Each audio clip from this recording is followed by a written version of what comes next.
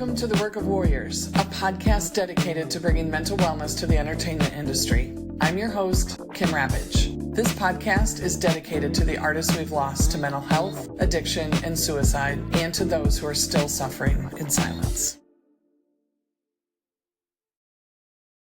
Hey Warriors, welcome back. I am excited to introduce to you today's guest, Chaz Bademan. Chaz has a passion for helping entrepreneurs grow their brand online using marketing, digital tools, and community. He has over 10 years of professional experience in the IT sector. I met Chaz through a fellow coach and through Abel Hart. If you go back and listen to previous episodes, there is one with Abel Hart, and Chaz has worked very closely with Abel to bring Abel's music and unique perspective on mental health to where it is today. So I encourage you to check out that episode, but also check out Abel Hart's music and check out Chaz Bademan. Again, he has over a decade of experience in the IT sector and with helping entrepreneurs make an impact. But today, what you're going to get to hear is the impact that he is directly having by sharing not only the intentional ways that he does life, but his journey through mental health struggles, addiction. And I think you're going to enjoy hearing his perspective and hearing his journey. And he's definitely going to leave you with a meaningful impact. So welcome, Chaz Bademan. Hey. Chaz. How's it going? Good. How are you? It's so good to see you. You too. You too. Yeah. Thanks for your patience. I was just rolling off of another call. Yeah, no worries. No worries. I've been at it all day too. It's been a lot of fun. Hopefully your calls were good. Yes, they were. Yeah, they were good. Working on so much exciting stuff that I'm super inspired about. Happy to, jump into, some of that on this call as well. Exciting. Yeah. So much exciting stuff is changing in my life. Awesome. Well, we met on Instagram through Abel Hart. And, we've connected a few times, and I've heard a bit of your story and a bit of your journey and watched, some of your podcasts with Abel Hart.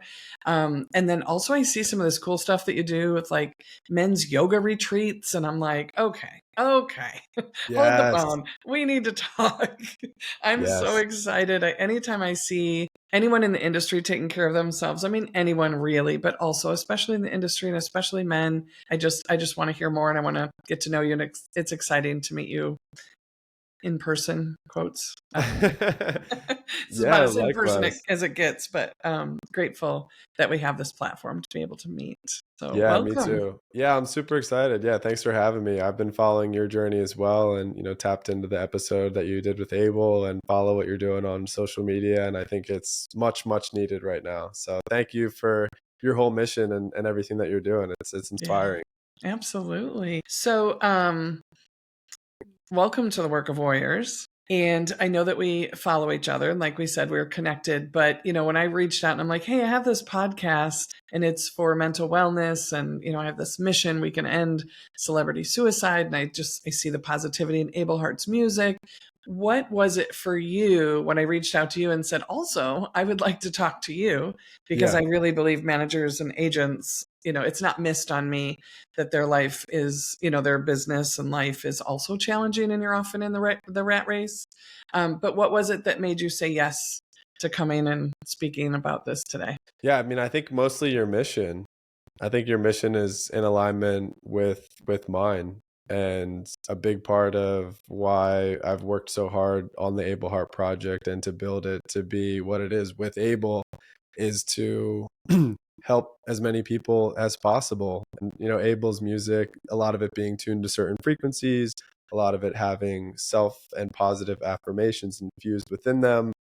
It's been a really powerful experience to infuse a lot of that into what might be considered a little bit more kind of like mainstream or pop leaning image or persona, and then playing the algorithms and the games on social media and ultimately having as much fun as we can as possible to have it reach as many people as possible. But then the hope is hopefully anyone gets whatever they're meant to get out of it, but it's really a medium where I'm able to create and have fun and work with my friend to create art. And ultimately at the core of it, it's to help inspire people that they're able to do anything that their heart desires. And it's been really amazing working really closely with Abel over the past few years and really holding space for each other and really seeing ourselves transform a lot. And I know I've gotten a lot out of that and working with him in that way. How did you guys meet? So we actually knew each other back in high school.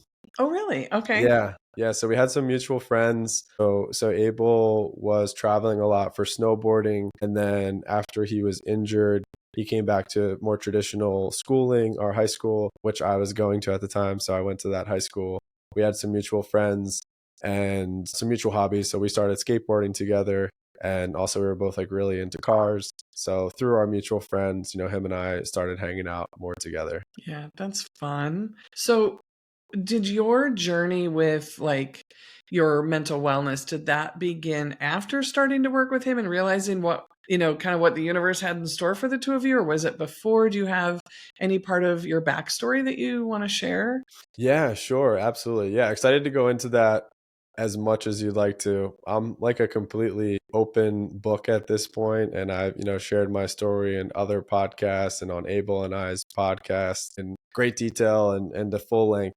But yeah, I would say my spiritual awakening, like that part of my journey, really happened when I decided to get sober back February of 2017. So earlier this year, it's 2024 right now. So I celebrated 7 years completely free of all mind and mood altering substances. Earlier this year, I Wow, celebrated 7 years. congratulations. That's the work of a warrior. That's amazing. Thank you. I appreciate that. Yeah, and over these past 7 years, I've just learned so much about myself and have worked through so much trauma and have came through so many realizations and have had so many amazing moments. Like my life truly feels like one that was beyond one that I could have ever dreamed of, especially when I was using. So yeah, back in 2017, drugs and alcohol took me to a place where I finally admitted that I needed some help. So I had been using regularly since high school.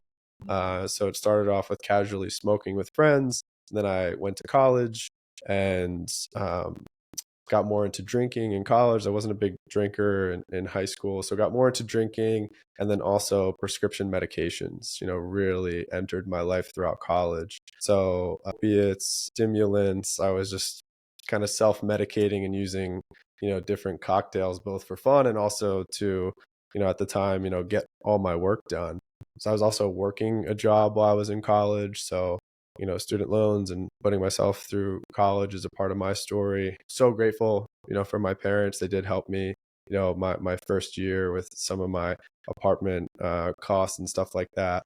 But the bulk of college was, me putting myself through college with working and student loans. So yeah, as far as like my actual using, I think so many people have so many different experiences with drugs and alcohol. But and doing a lot of 12-step work and going to meet recovery meetings, I became a member of Narcotics Anonymous after I started to, get some help and went to like a rehab after work program.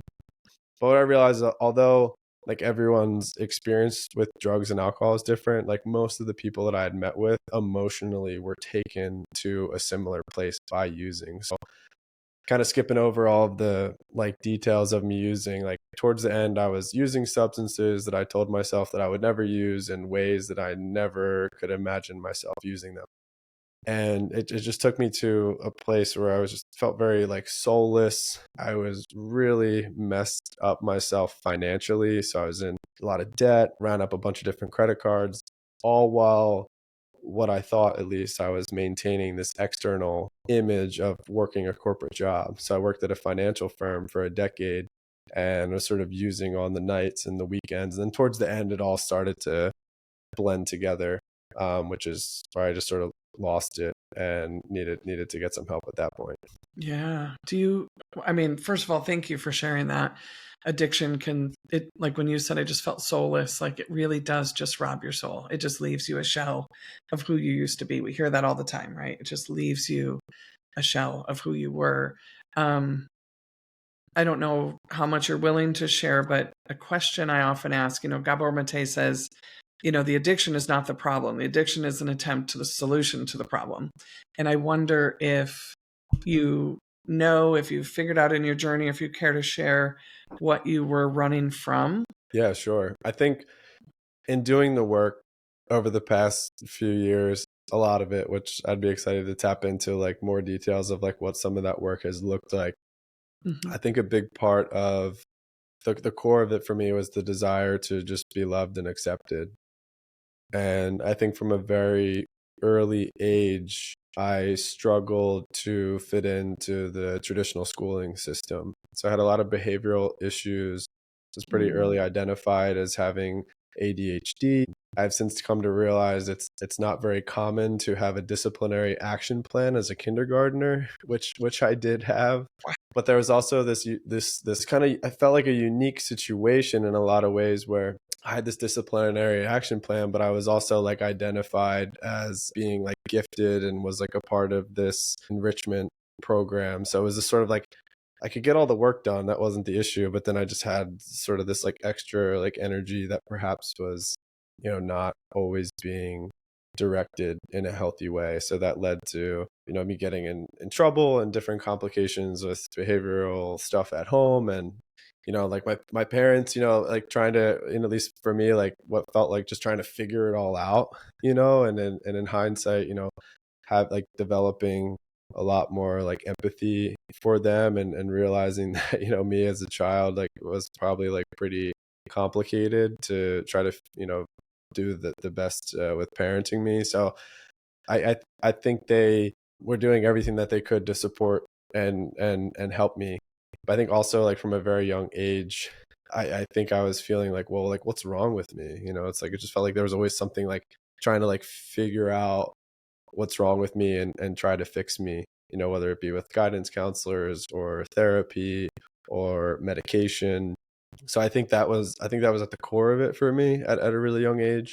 And then I think throughout, growing up and early adulthood, I just never really felt like I fit in. So I think or like really knew myself or could like be whatever myself is to fit in. I felt like I sort of always had to like either tone myself down or change who I was to fit in or be accepted.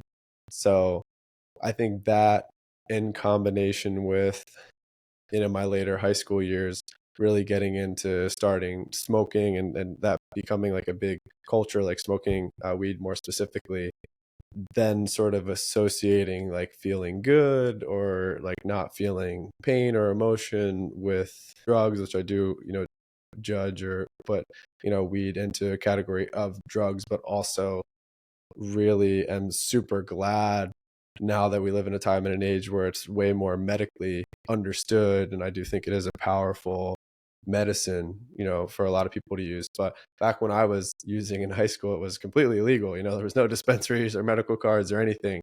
And then I think just with the people that I was around and where my path took me, the same people that I was smoking with were the ones that, started to introduce, stronger medications. And again, timing wise, this was back around 2008, 2009. So this is right in the middle of the opioid epidemic. So I was like right in the opioid epidemic and having these pills start to come into my life that, then over the course of the next decade, that just really spiraled out of control. But I think at the core of it was just the desire to be loved and accepted, and then not at the time allowing myself to really figure out who I am, who like what am I about, like who am I at my core. I think that's been a really deep part of my personal development and spiritual practices over the past few years, is like really taking the time to like figure out who I am, what I'm about, what am I into, and then having that sort of confidence and inner knowing now in the world, like by myself individually, in my marriage and social situations. So at least at the core of it, no longer feeling the need to kind of like escape myself or change myself, perhaps the way that I was feeling around many of the years that I was using. And then I think in my more intense using years, where it was more addictives were in the mix. I think there was a balance of emotional stuff, like I was just kind of talking about. And then I also think there's like the physically addictive component of it as well. I think my brain was just so wrapped up in the using of these different substances that I was just operating in a way that I never would have without my brain sort of having them in the mix. Yeah. Wow. I have so many reactions. And the first one is I'm just so glad you're here. I'm Oh, just so glad thank you're you. still here. So like when you Me were too. talking about having, the onset of the opioid epidemic in your active using phase, like that's terrifying. The story could have been very different. And so I just want to pause for just a second and just say, so glad that you're here. And I'm so glad you're here to share your story. And my second reaction is the importance. Well, I'll leave out the part like, what, you're married? Yes. I don't say this with self-judgment, but sometimes I forget how old I am. Like, you just seem so young to me. Like, you're old enough to be married. Yeah. um, but I digress. But the importance of the story, just hearing how that plays out just is such a good visual of how we just continue to manifest isn't the word I want to use, but we just continue to emulate this feeling of a shortcoming. And I think the feeling of just wanting to be loved and accepted is a universal human desire that most, if not all of us, have or continue still wrestle with, right? Yeah. And so, and when other things, whatever it may be, whatever vices make you feel not as bad or make you feel not as broken, or that people, oh, this person likes me, these group of kids like me, whatever, it just kind of snowballs out of control. And so I would love to hear more of how what modalities you have used to return to yourself to find out who you really are at your core, and how you got from feeling like you weren't enough, etc., and to where you are now, where you love your life. Yeah, for sure. Man, there's so much to unpack there. I think there's been different phases to it. So I could probably talk about just like sharing my experience as far as like what my story has been. And then at any given moment, if you want to jump in and explore any one of those given, whatever you want to call them, buckets or phases of my story, I'd be happy to go into more detail. But I would say at the core of it, it's been becoming open-minded and acknowledging that I don't have it all figured out and that I need support. I think what kept me in a dark place for a really long time was I've got this under control, or this is manageable, or this is normal, or this is okay. And as long as I keep up my external appearance, and my employer and my parents and my significant other is not going to question, everything's fine, you know? So I think, it wasn't until I started falling asleep in different places, or my parents were like seeing me like they're waking up to go to work and I'm like still sleeping in the car from the night before. There started to be some instances where I started to nod off while driving with other people. So, and also overdose is a part of my story. So that happened like years before me actually deciding to get some help. So it was really that decision that I just need some help. And I think societally it is really, historically, at least for me, it wasn't really that common to like talk about feelings as a man and ask for support and help, which blows my mind now, because after doing this work for so many years, it's like all I do is like have these like heart open conversations with other men and men's retreat and yoga, and we're all talking about our feelings and life all the time. But I also realized that still isn't really normalized, with men and our society. So I would say, kind of first and foremost that, men or women, whoever is listening, just as my experience as a man, that if you're struggling in any type of way, that you don't have to do it alone, and it doesn't make you weak or vulnerable. It's reaching out and getting some support. It was kind of funny actually, like when I decided to actually get some help, again, I was trying to keep I didn't identify as an addict, until I was several months sober, actually, which is, kind of ironic. I wasn't like those people, like I'd be the one that'd be using like the same type of thing next to someone using the same type of thing and be like, God, it's like, Yeah. can't believe, like this person, just like having this was denial was a big part of my story. So again, I was trying to keep my whole needing to get help under wraps. I didn't want my employer to know. I had like ruined my relationship, with my ex-girlfriend at the time. So I'd moved back in with my parents. I didn't want them to know. So I Googled, can I go to rehab after work? And then it popped up like 0.2 miles from me where I was a place called Rehab After Work. So I called them. Wow. I made a consultation, which I think was either same day or the next day. And I went in, and that started my journey. The counselor that I had an initial consultation with, he had like 30 years sober. He was just like such a large personality. His name was Jerry. And, he had me become open-minded to like doing his program. And I started going there a few times a week after work. I think like 3 days after work a week. And then a part of like starting that program was I needed to detox off all substances, which I did on my own with some medical assistance as far as like using different medicine to get off the medicine that I was. And that was really, really tough. But once I was able to get off the substances, then I basically started this group therapy. So it's called intensive outpatient. So it was an intensive outpatient program. A lot of the other people that were there were coming out of rehab, which was an inpatient program. So they had gone and they had done their detox and rehab experience somewhere else. And then to sort of reintegrate into the world, they come to this outpatient program where maybe they're going back to working a job and they're coming to this thing after work. So I started doing that for a few months. And then I really connected with one of the guys in the group. He was like my age, similar background, working a similar job, similar education. So I was like, oh, wow, like I could really connect and relate to him, which I didn't expect. And then he was already going to 12-step meetings at the time. So for anyone that's like not familiar with what that is, like Alcoholics Anonymous or Narcotics Anonymous, he was going to these Friday night meetings. I had nothing better to do. I had a lot of resistance towards seeing the 12 steps because I didn't believe in God at the time. And I saw that God was all throughout the steps. And I was like, well, if like God's involved, like I'm not going to be. And that was my perspective at the time.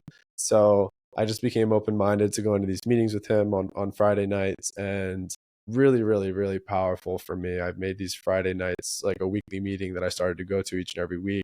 Really started to connect with a lot of other of the members in the group. And then those became my friends. We started going to meetings multiple times a week all together.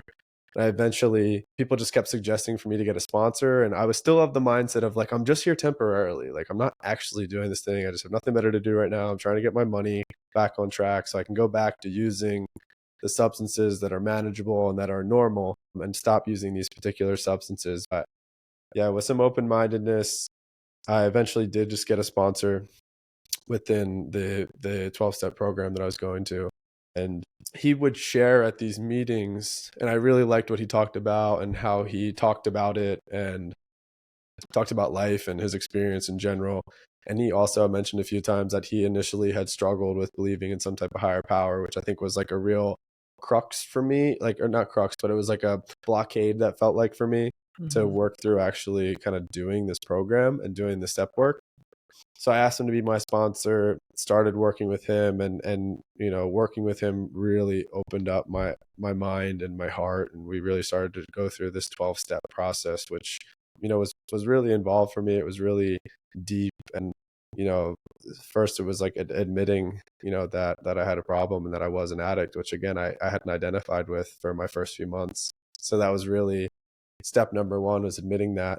And then there was this whole literature around the 12-step program. So starting to read some of that literature. And then with Narcotics Anonymous, what I was doing, there was also what's called the Step Working Guides, which was like a workbook that went along with the literature. And all of it was really resonating for me at the time. Everything I was reading, the whole process, it was weird, it was like a weird reaction because I was like, oh, wow, I feel like this was like written about me. And I had been like so in denial up until that point. So it was like this bizarre revelation of like, oh my gosh, like maybe I am this, because so much of what the literature was referring to, like all of it, like really fit for me. So I think that had me become more open-minded to the whole process, I would say. And then at these different meetings, you're reading different parts of the literature. Depending on what types of meetings you go to, there's different people that are sharing their stories and experience.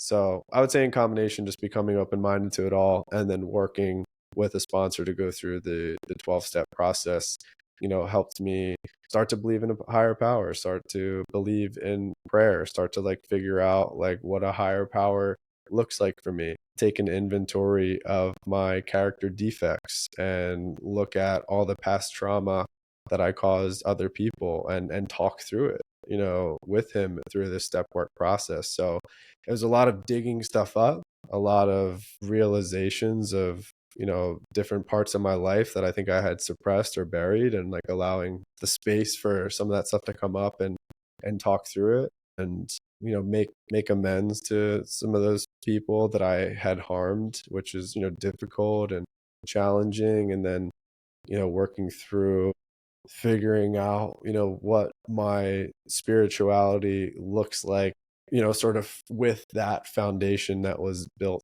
upon the step work. And a lot of that, what for me, that foundation in addition to the step work is meditation, breath work, and yoga are all three of those are a big part of my story. And those came into my life around the same time that I decided to get sober, because one of my friends, Jacob Ellis, was hosting these yoga meditation workshops with one of our other friends, Nicholas Gio, in the Philadelphia area. And I was just open-minded to trying different things at the time. So saw he was doing these workshops and decided to start going to them.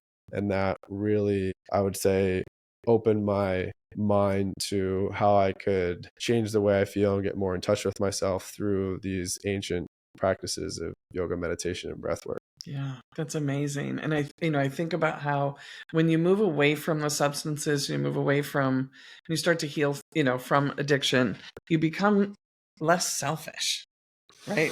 Just it's very humbling, especially when you talk about the step where you make amends. It'll turn your life upside down in the best kind of way. Definitely. I think it's a really good perspective as far as stepping into more of a space of selflessness. And my past my past few years has actually been a journey of reclaiming some of that. So I think a part of my story was I was giving so much of my energy away and became so selfless to the point where I kind of lost myself in taking care of my own self in sobriety, I'm talking about. So trying to like pick up and take care of all these other people and see like who's doing their step work and where they're at, and trying to hold other people accountable, and like, hey, we need to all like do this thing together. I think doing that to the degree at which I wasn't really prioritizing, well, who am I? Like, what do I actually want? And I was still working this corporate job at the time, which I had loved, and I had like a lot of paid vacation and like a good salary, and was able to like pay my bills and pay off my debts. And then I think it was about 4 or 5 years into my sobriety journey, that's when COVID had happened. And then Abel moved back from LA to the Philadelphia area because LA had pretty much shut down. So I was on this like spiritual awakening journey, and then Abel moved back to the Philadelphia area, and then that's when him and I reconnected. So he had been doing the Abel Heart Project for a few years before then. He had put out some music. He was on the show on NBC called Songland, where he got to work with the Jonas Brothers, and Ryan Tedder, and Esther Dean, and that was from like a production songwriting perspective. Mhm. But then after that show, he decided he wanted to like pursue being an artist, which is the Abel Heart Project. So when he moved back to the Philadelphia area, I forget exactly how much music he had out, maybe like 15 or 20 songs or something like that. And he was just managing, the whole project by himself, just like kind of posting some stuff on Instagram here and there, uploading his music himself, maybe uploading the music on YouTube as well. But I think at the time, I didn't know it at the time, because I was like loving my life. I'm in sobriety. I'm going on these amazing trips and vacations, and Abel kind of came in out of left field, and him and I reconnected after sort of like pretty much falling out of touch for a while. He was out in LA for like 6 or 7 years or something like that, and him and I didn't really stay in touch when he was out there. So I was like working my corporate job. He was doing his thing in LA, and then we reconnected when he moved back to the East Coast. And then, geez, that was, I think, in the fall of 2020. So it's been over 3 years since him and I reconnected in that way. And so much has happened since then with his project, and me leaving my corporate job, and everything we've accomplished with the project, and all of like the personal development that, both him and Yeah. I have done since reconnecting. There's a lot to like unpack there, I would say. Yeah. Well, but I like what when you said originally, you were talking about, well, there's been phases. And I think it's important for us to understand that that's evolution, right? Of course, there's phases. It's like when the student is ready, the teacher will come. And so you go through one layer of healing or, inner work, personal development, whatever. And then it's like, okay, then you're given new perspectives or new challenges or, a new season. And it's up to you whether or not you want to keep going. And you talked about like being sober and all of a sudden finding yourself like, wait, I'm sober, but actually overextending myself. And I connect personally a lot to your story because that's what happened to me as a therapist. I used to be a therapist and I was a good therapist, but I was also overextending myself. And when COVID hit, it was too much. So I had Yeah. to redefine, I had to reconnect with myself, redefine who I am, what kind of healer do I want to be, who do I want to work with, and how do I help people without sacrificing my own mental health. And Mm, that's essentially what I teach people how to do. How do you make your art? How do you use your gifts? How do you chase success after you are well? Like not the other, most people think it's the other way around, right? Like I'm successful and then I'll be happy. And it's like, well, what if we worked on happiness first and then watch your career blow up, right? Like in a good way. So I would like to hear more about what how did you learn to reconnect with yourself? You became selfless, you got sober, you're doing a lot of good work, but then you're like, wait a second, I think I forgot about me. Sobriety is yeah, one piece of it, but that inner work is a whole nother layer. definitely. Yeah. I think part of my sobriety journey, especially in the first like 4 years or so, was adopting this ideology that I had this insidious disease that wanted to kill me. And essentially, I couldn't trust myself. Some of that I think was I was picking up from other people that I was around. And then others of it is like written into the literature of the community that I was a part of. So I think that perspective is what I needed at that time because I couldn't trust myself. That was the parts of me that were telling me to go use or to act out in different ways that were unhealthy. Yeah. So I think that perspective really served me for a number of years. But then after a few years of like not using drugs and alcohol anymore, I didn't have those thoughts. I didn't have those urges anymore. But I was never really what felt like granted permission to, okay, now you don't struggle, with those urges anymore, so you can learn to retrust yourself. That's not like a part of the playbook in Right. recovery. So there's some people, that I was going to these meetings with that have 10, 15, 20, 30 years sober, and they're sharing about how they can't trust themselves and they're still like making all these mistakes in their lives. And they're like struggling still with a lot of the same things that they were when they first got into recovery, just not with drugs and alcohol anymore. I have like love and respect for where everyone's at on their journey. That wasn't attractive to me. I always struggled with the idea of like, oh, I'll have this issue or this disease forever. So, it's tough when you talk about traumatic situations and try to apply this lens of like, oh, I think everything happens for a reason. Because back in 2021, my best friend at the time, who I'd been going to meetings with, and him, and he had sort of been in and out of recovery over the years, but had a good amount of recovery time underneath his belt. He overdosed and died in 2021. He was struggling with his wife, and without putting like too much of his business out there, just one night he just went out and used and died after being sober Wow. for some time. So devastating. It really was. Yeah, he left behind, two young sons. I was devastated and really confused. His mom, just there's so much there. But Yeah. And I want to pause just for a second, Chaz, because so much of the work that I do and so much of, what the work of warriors is about is taking care of yourself first so that you can take care of other people. And something that I think we need to talk about is, and I'm glad that you mentioned this, is for all of us when we're not well, whatever it may be. The shrapnel, especially when there's an overdose or a suicide or even just an ongoing struggle, a lifelong struggle with addiction, the shrapnel effect that it has in the lives, it's not just that person, it's not just you, right? It's everyone who loves and cares about you. And you put someone in the public eye, not only do they have their family, their own friends, their own community, their own church, whatever, but the whole world who adores you and is looking up to you and loves you as much as that's possible. And so I just want to just be clear that when we are well, we can help others be well. And when we're not, we are dangerous to ourselves and to the people who love us. Definitely, yeah.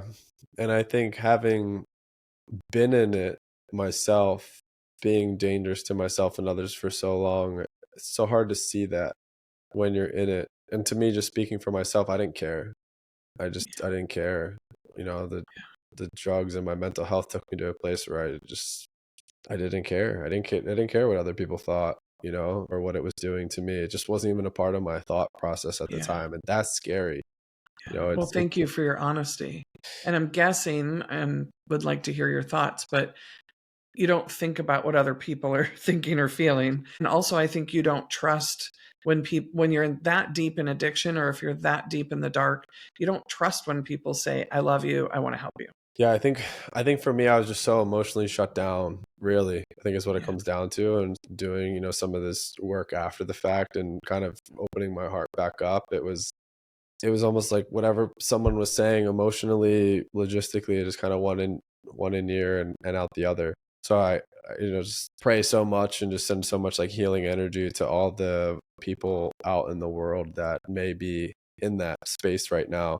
And one of my hopes with, you know, over the past year or so, getting out from behind the camera and getting more in front of the camera and having podcast conversations with Abel and starting to build my own brand on social media is to hope that maybe some little snippet of me saying something or sharing about my story might impact someone that might be in a position that needs to hear it. Because that's what happened for me. I started watching different videos on YouTube and I was like, can you really like get sober?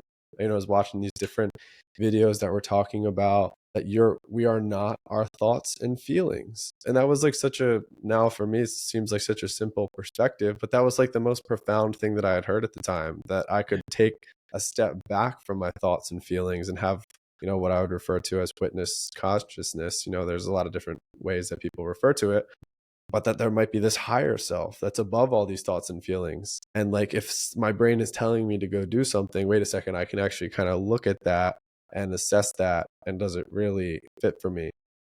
Which again, that is such a foundation belief system that I have now. You know, it's such a Yeah. core to like everything that I do in life, and kind of trying to tap back into that witness consciousness and evaluate, you know, what's coming through for me at any given time. But so much of my life was just consumed by my thoughts and feelings. If I had Sure. like a thought that was like, oh, go do this or go do that, I was like, okay, I was like, off to go do it. I wasn't even really contemplating it, especially when I was using. So that's a big core of me getting more in front of the camera and sharing my story, and hopes that, who knows, you know, maybe just someone seeing me the way that I am might help or inspire them in some type of way. And I think it's also me continuing to get out of my own way, that like, oh, I've accomplished enough that someone may see that within me, you know, or my experience really matters in that way. So that's sort of this like Yeah. constant sort of back and forth that I have within me, like each and every day, of kind of getting my own way, to like getting out of my own way to share myself and my story. But back in 2021, when my friend had overdosed and passed away, I didn't know how to deal with it. You know, even after, you know, doing the steps and, you know, having a strong support group and having these recovery meetings, like I was going and sharing about that it had happened, but you know, it was getting really tough for me to get out of bed in the mornings. It was just like, I just didn't know how to move on from it. And it was started to bring up a lot of like kind of really confusing things for me, because it was like he was there and then he was gone, you know? And then it was just like, wow, like you see, you know, okay, you have the funeral, I did his eulogy, people are sad, but then you're just gone, you know, like the life. And then that hit me in so many different ways. But I think something that came out of that was me deciding to get some professional help. Mm. So I started working with a therapist a few years ago after my friend had passed away, and he's an IFS therapist. So he, for those that don't know what that is the internal family system form of therapy. And that's been so transformational for me in so many different ways. I could probably like write a book or talk about it for 10 hours, like my experience in just working with him and doing that work. But I think to tie it back to what I was saying before, he's a certified addictions counselor also. And he himself has, like, at the time, I forget, 25, 30 years sober or something like that. So he was familiar with 12-step programs. He was a certified addictions counselor and was also doing this IFS therapy. So he understood all of it, like everything that I was working through. And he gave me the invitation of like, hey, if you're not struggling with the urge to use drugs and alcohol right now, everything that you learned in recovery, we can just sort of like leave that at the door. We're not going to get rid of it. We're not going to discredit it. It's exactly what you needed to get to where you are right now. But we're just going to leave that all at the door. And we're going to just start to figure out, like, who is Chaz and what does Chaz really want? And, it's been a multi-year journey working with him through this IFS style of therapy, of really figuring that out for myself, and him holding the space to ask me different types of questions and do the work together to figure out what that really looks like for me. And there's so much to unpack there, but there was sort of like this catalyst awakening point, I'll call it, after I'd been working with him for a few months. My friends who I mentioned in the beginning that were doing yoga and meditation at the time, I had been doing their workshops locally here in the Philadelphia area for a few years. And then also my wife and I had been going down every year to Costa Rica. So Jake, my good friend that I was telling you that led these workshops with our other friend, Nicholas, he would go down every winter to teach at this kids' school, teach some yoga, meditation, movement. And he would live down there for the winter. So he would come back every year and be like, hey, you guys have to come down and check out Costa Rica. So eventually Lauren and I did, and we loved it so much. And we would go down there each and every year. And after coming back, I would always just feel so inspired. It's like other people need to like experience this down there, the culture, the land, the people, the nature, the waterfalls, just everything was just so amazing. And I'd never been out of the country before going to Costa Rica. So after I'd been doing this work with my therapist, Jake and Nick had the desire to do an international retreat in Costa Rica. So I forget exactly what month it was. It was like a January or February. And we basically decided to throw this international retreat. So I worked with Nick and Jake, and they put together the itinerary, the name, the branding. I worked with Jake and Nick to do the marketing. And then I was sort of on the back end with the logistics, like booking the Airbnb, finding the drivers, finding the location, coordinating the ticket sales. And we basically had like a month to pull it off. And we're like, if we sell enough tickets, we'll do it. If not, then it wasn't meant to be. But we ended up doing it. I forget exactly how many people came, but it was like 14 or 15 adults down in the jungle. And we did this retreat. And that retreat, I would say, was really empowering for me. And from what I've heard from a lot of the other people that attended, and it was a series of yoga, meditation, arts, crafts, if you want to call it that, nature excursions and experiences, really healthy meals. And it was just an incredible experience all around. But I think what it helped me see was myself as a leader really for the first time. Because when I was working in corporate America, I didn't see myself as a leader in corporate America. I was a project manager, and I could really run projects and contribute and work, but I was always comparing myself to the other leaders at the corporation. And my judgment was they were like adults, and I was just like, nah, like they were very responsible and like had families. And I just, I don't know. I just didn't like see myself as a leader amongst them. But this retreat really helped me see myself as a leader for the first time. And then also I believe I was already working with Abel at that time as well, or just starting to around that time. So I started to have a bit of a taste of like this creative freedom lifestyle where Abel and I were filming and going different places. And basically within a few months after the retreat, we had to go back into the office at my corporate job. And I just remember like putting on like my button up shirt and my slacks and looking in the mirror and just like, this just like isn't me anymore. So that sort of started some of these ideas of like, hey, what would it be like for me to possibly, leave the corporate space and start to enter the entrepreneurial world? And Abel's project at the time really wasn't making any money. So it was a combination of having so much faith and belief in the potential of Abel's project, but also like, hey, if I'm going to jump out of corporate America, I'm probably going to need to do something else, in parallel to support myself financially. I have the location and time freedom to work with Able. So yeah, I think that was almost 2 years ago to date where I made that decision to like put my 2 weeks in. Able was living in LA at the time. And then I got an Airbnb with my other business partner, who's also coincidentally from the same hometown Abel and I are from. And we got an Airbnb for a month out there. And I started to work with my other business partner on digital marketing, Facebook ads, creating the software, which is called like a CRM, like a customer relationship management tool to like manage leads. And then he was doing virtual sales. So he was selling residential solar. So I was doing that and learning how to do all that and build all those systems by day. And then at night, Abel and I were running around LA with a camera and just filming a bunch of videos for his music. And then by the end of the month, I had some really successful things happen in the solar and the digital marketing space.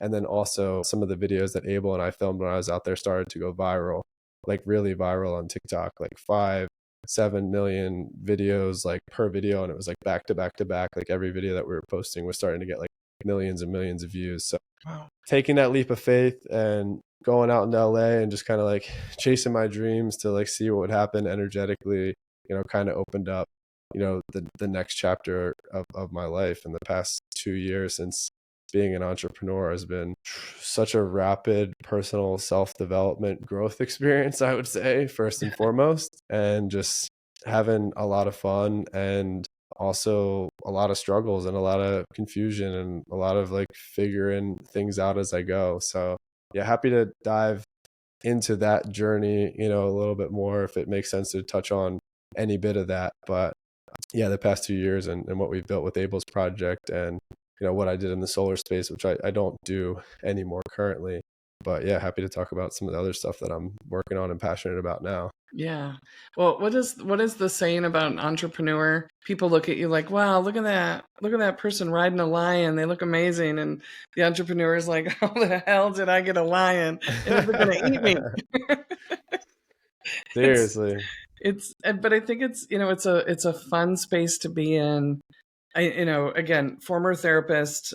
It was actually a therapy client that I had many moons ago who's like, you're an entrepreneur. I was like, I'm not an entrepreneur. And he was like, well, you got me here. Like, and really, like, just opened up that window and it opened up my creative spaces too. So it's exciting.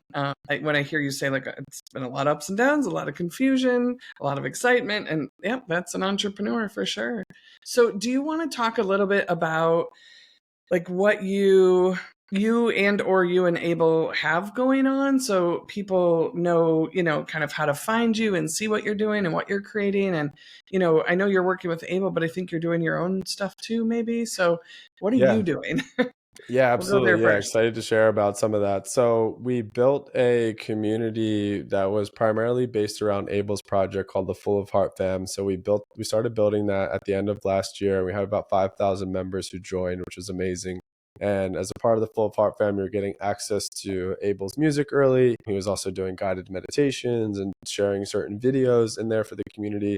And then also as a part of that, we were doing a weekly podcast. So we've done, I think it's 17 weekly podcast episodes since we started the community. And him and I recently made the decision that we're going to take all of those podcast episodes, or at least the ones that make sense, that were kind of good enough or have enough value, if you want to say, and we're actually going to make those all public. So, Okay. so that's something that I'm really excited about, that I'm going to be focused in on here over the next month or two, is because when we would post them up into the community, it was just like the way I'm seeing you right now, where I see it's just me and you side by side, and they were unedited.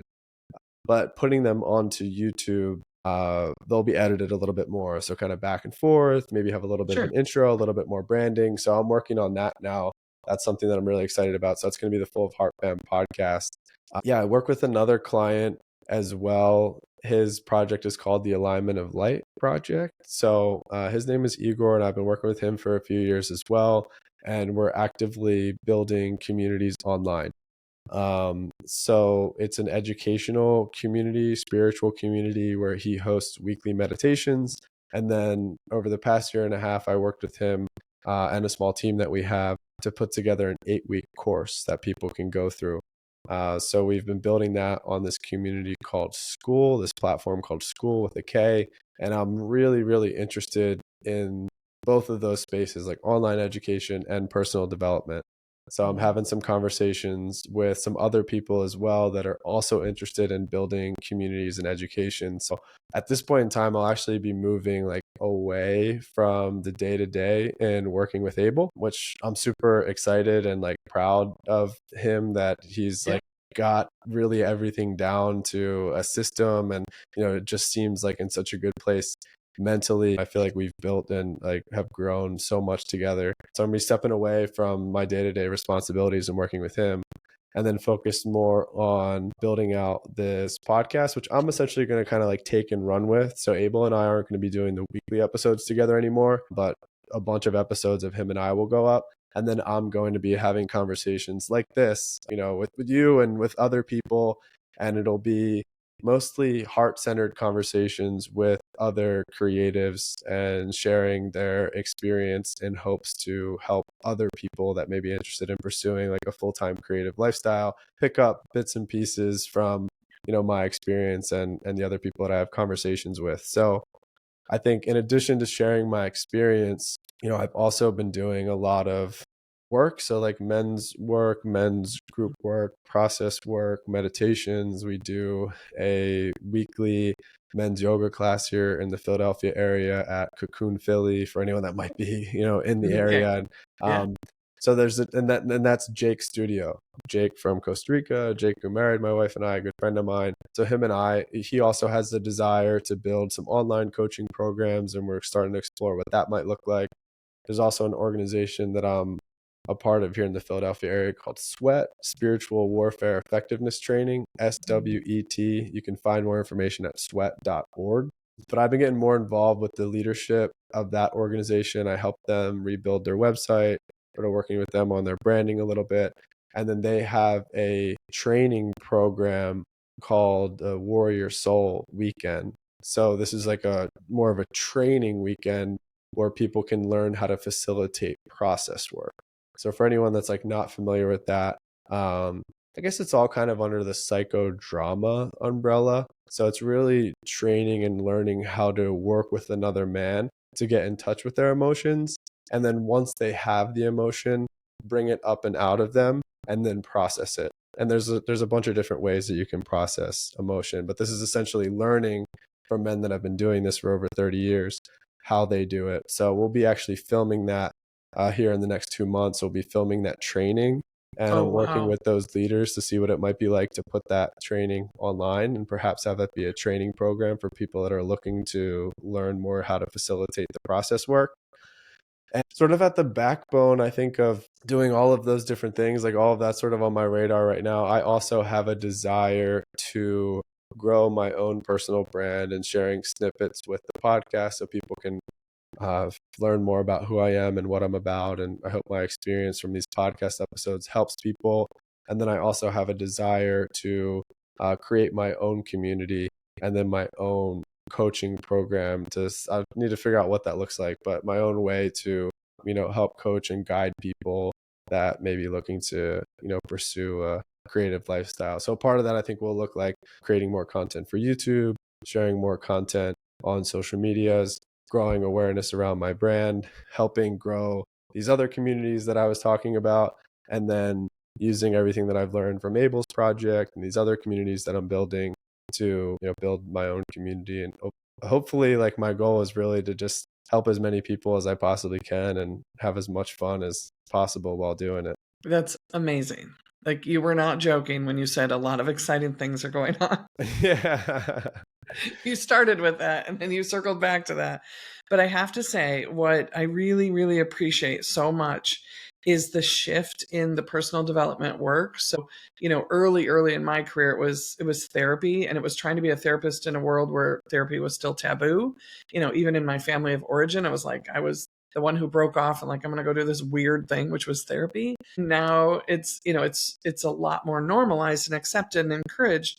But also that personal development has been so much around mindset. Like I always say, like mindset actually is not everything, right? Like it's all mindset, mindset, mindset. But what I appreciate about your work is that yes, mindset is important, but also so is process work.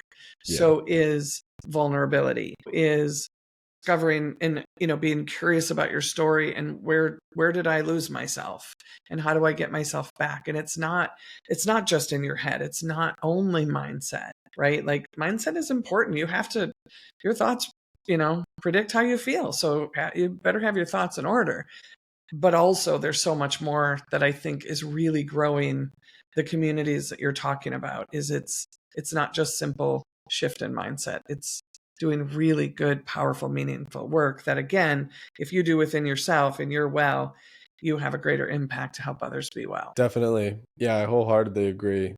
Yeah, I think the shifting of the mindset for sure is a foundational element of all of that, for sure. At least it was for me. I think a big part of that just became around becoming open-minded. And then pretty early on, actually, in my sobriety journey, Jake actually introduced me to the work of Dr. Joe Dispenza. Mm-hmm. So for anyone that's listening to this that's not familiar with Dr. Joe Dispenza, he has this program, I guess you could call it. It was a show, I guess, on this network at the time called Gaia, and it was called Rewired. And it was like a video part series where, he is a neuroscientist. So at the time, it was also as I was like figuring out like my new belief systems, my new mindset, we'll call it. I really dove into his work, and I would say there's a lot that his that his work unpacks, but at the core of it, I would say for me is the ability for us to rewire Mm-hmm. ourselves, and that can mean a lot of different things to a lot of different people. But from like a neurochemistry perspective, the thoughts that we have and the reality that we're creating for ourselves, so much is driven by ourselves, and we have an ability to really change and transform our realities based on what we're thinking and feeling. And then he sort of, and all of his work and his whole team, sort of prove this at the scientific level, which is pretty powerful. But you're talking about going down to like completely rewiring your neural pathways, changing the way that you think. And at the time, I was looking for that. I knew that however I was wired wasn't serving me. So I just sort of became open minded to like, okay, what else is out there? And then, oh, wow, seeing that this, scientifically is validated. And then over the past, geez, that's probably been like 5 years ago since I, discovered Dr. Joe's work. And then a lot of the work and practices that I've learned from Jake, which is like meditation, breath work, a lot of that sort of builds off of this ability to not only just like change our mindsets, but actually like completely like transform ourselves. Yeah. And the one thing that I'm not sure of is, do you need some type of traumatic event before you become that sort of open-minded to transforming yourself or not? And the only reason that I ask is because like I know for me, like my life, again, back in 2017 when I decided to get some help, there was lots of trauma and lots of issues that I had. And most of the other people who I've talked to that are on this path had some type of like really big event or some type of like existential crisis or death or suicide or something in their life where they're like, I don't know how to do this anymore. But my hope is that perhaps some people can pick up on some of this stuff before their life, turns to a point of complete chaos and turmoil. And they might just be like bored or just like looking for something different in life, or even people that are going like into retirement. So my hope is that people that are seeking just better themselves, or I don't know, just to like change themselves, can pick up on, some of this work. And a lot of these ancient teachings from a lot of these yoga practices, a lot of which I've learned about and, come to awareness around through Jake. So much of a lot of these ancient lineages and ancient practices sort of go back to this foundational core of our ability to, harness this energy within us and witness it and see it and work with it. And so much of it can become like pretty spiritual, pretty quick, I guess. But I think it also maybe doesn't necessarily have to be that deep either. It's like, hey, if you like do some simple breath exercises for 10 to 15 seconds before a work presentation, like you'll probably feel a little bit more relaxed. and it can, start there. And I'm at a point now where I'm, waking up and doing meditation and breath work for like at least an hour each and every morning. So that can seem a little intimidating to people, especially for me. Before I started doing it, an hour in the morning, I have life, I can't do that. But there's so much joy, stability, and power that I feel comes from those practices for me now. And there's like endless amounts of practices and techniques, and the journey, doesn't end in that way. And there's always so much to learn. And that's just what really excites me. It's just Yeah. like there's so much about this human experience. And I just, feel like forever a student and just like full of gratitude, and like can't wait to see, where my life goes and what type of impact I can have while I'm here. Yeah, my gosh, I love all of that. Absolutely. You said like when you first started, and people hear like an hour. I have a life. I don't have time. I got to live my life. I got to get to work. I got to, take care of the kids, whatever. And then once you start really taking care of yourself, it's like, I can't do life without that. Like Yes. there's a shift. And then what happens is life gets easier.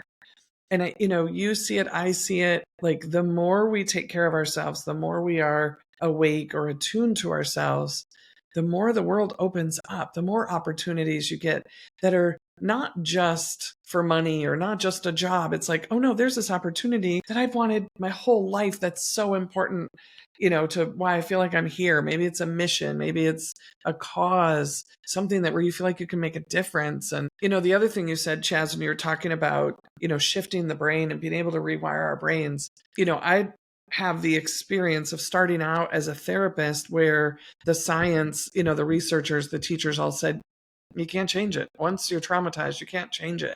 Oh, And then really? getting to watch the shift of going from symptomology, pathology, this is, you treat the person as they are, as opposed to help them rewire, not only through pharmaceuticals or, electroshock therapy. I mean, I'm not that old, but, you know, the the ability to do that yourself through your thoughts, through your breath, through returning to your body, through understanding how your nervous system works, to understanding that, anxiety is just a message.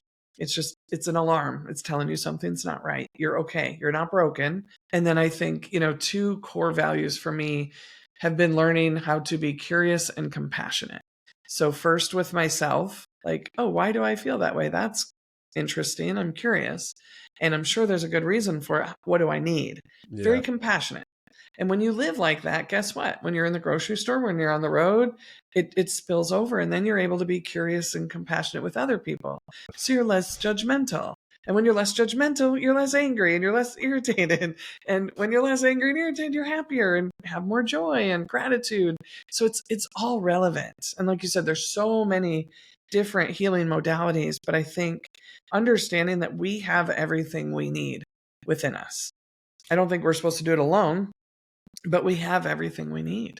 Just have to, use whatever tools feel right to you to tap into that and to make changes. And you can rewire your brain and you can heal your nervous system. Like Wow. you can, it's possible. We have everything we need. Yeah.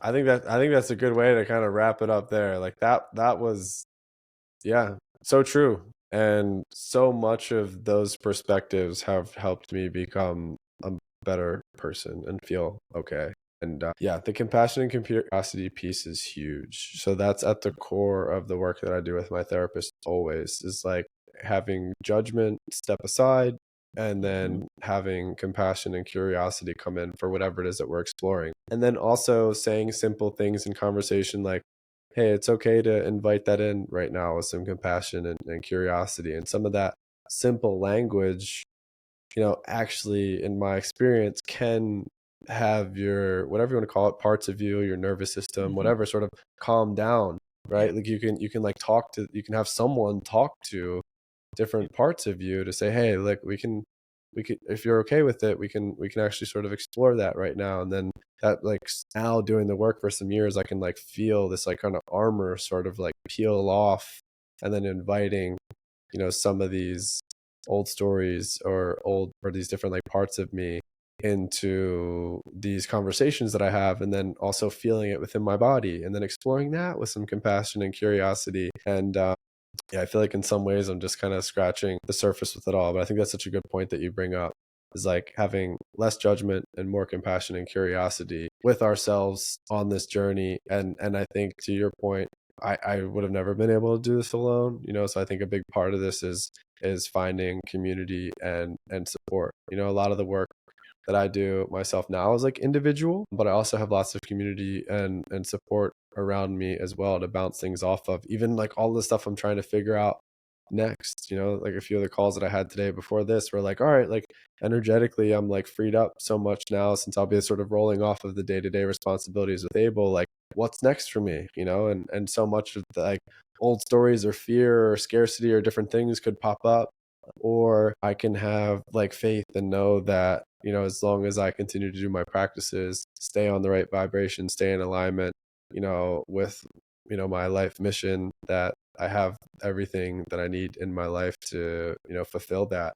And it's like no coincidence. As soon as that happened, different people started reaching out to me for different things. And then Yep. before I'd even like announced anything, you know, and I don't know if we plan to necessarily announce like me transitioning off of Abel's project from a day-to-day perspective, but yeah, then I went to this men's retreat weekend and was, you know, just spent this past weekend up on the mountain with like 50 guys, and I was staffing that and talking about what was going on. And then like a handful of them are like building different organizations, or one of them was doing business coaching, and him and I were getting into all sorts of conversations. So I'm super, super excited for what's to come. But any given day, it's like I feel like I'm just getting warmed up, you know? Yeah.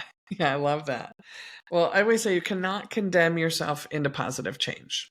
I tried it for years. Didn't work. Yeah, It didn't true. work. So let me help you skip over some of the painful pieces of, you know what, just stay curious and compassionate and open. And that's what you're talking about. So I am so grateful that you said yes to this invitation. And it's, you know, we're here to shed light and hope to other people who might be suffering. You've given some, you know, insight into here's some things that you do with meditation and breath work and retreats and, you know, your creativity and all those things. The only other question I have, and we can end with this, is if someone is listening right now who's suffering, and while this isn't a replacement for, you know, mental health treatment, but they're listening to this right now and they're like, what's the point of any of it? What would you say? Damn. I think oh, in some ways I feel it's situational, like to the specific person, and just like kind of like better understanding where they're at, to sort of like respond in a way that, you know, feels heart-led and appropriate. I would say, although for me it didn't feel like it for many points in my years, like it felt like I had no purpose here. And like, what was the point of all of this? I can't believe I felt that way at one point in time, because it's just become so clear to me that like I am here for a reason. And I wasn't really able to see that when I was within the darkness. And my belief is that each of us is here for a reason. And if you don't feel like you're here for a reason right now, you're not alone. And it's okay if you're not sure what your purpose is. And I feel like there's a lot of pressure in society to like figure out this grandiose purpose. And everybody looks at life differently, you know, like some people it's just like experience it all, or just be here and just play and just like be alive and experience like what it is to be human, you know? So I would say, to anyone that's feeling that type of way, to seek for. And I think it depends on what you're struggling with and how. And I think everyone's in like different financial positions and situations, but I think that's also a big part of why I want to put out all these conversations that Abel and I have had, and just share our experience like freely online in hopes that it may help someone. But at the core of it, it's like you're not alone. And it's like, even if you feel like that doesn't matter, if you look around and you really feel alone, as you're able to work through everything that you're going through, which you will be able to, you know, even though it might not feel like it right now, your experience in working through or whatever you're working through is most likely really going to help someone else if you know, are able to share Yeah. what you're going through. Yeah. It's the sharing of our stories, and we're not alone.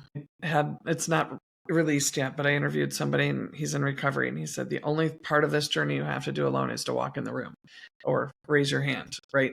After you just raise your hand for help, whatever that may be, make a phone call, walk into Narcotics Anonymous meeting, whatever it may be, once you take that first step, there are so many people out here who want to help you. Definitely. Yeah.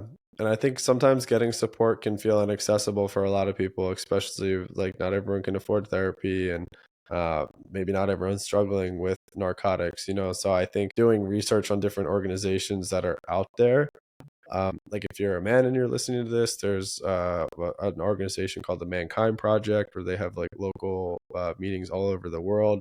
There's also NAMI, which is like a national like mental health organization where there's Yep. different meetings that are free Yep. in your area to go out and get support. So I think a lot of people, at least for me, like when I was struggling, I didn't know about any of these things, So I think that's also like a part of vocalizing some of this. And if you are struggling with drugs and alcohol, you can look at different recovery meetings that may be in your area. And if you live somewhere in the middle of nowhere where there's no meetings, there's also virtual meetings online.